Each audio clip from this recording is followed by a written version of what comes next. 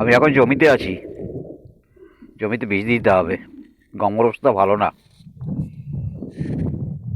একটা লোক নিয়েছি, ভাবছি স্প্রেটা করে ফেলি, তারপরে দেখি না হয় গমের রেজাল্টটা কী আসে।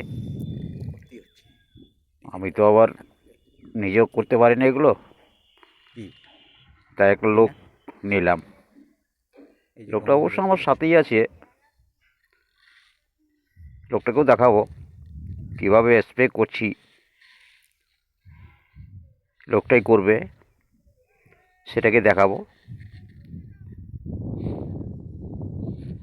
গমে কীভাবে স্প্রে করতে হয়।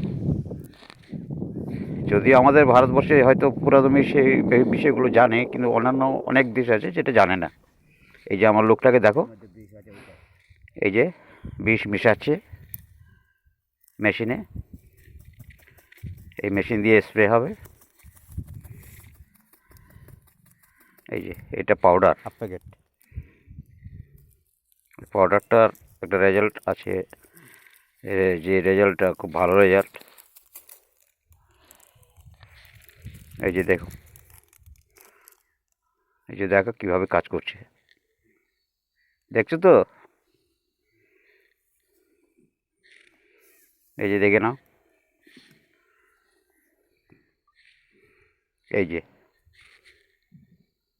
ও ঢিল হয়ে গেছে, ঢিলটা ভাঙছে না, তাই ঢিলটাকে ভাঙছে ও।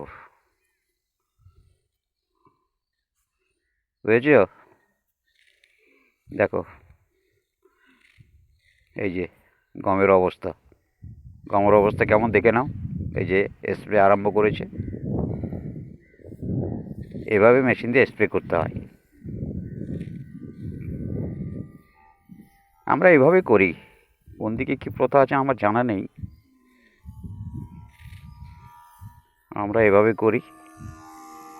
এই যে দেখো গমের অবস্থা কীরকম।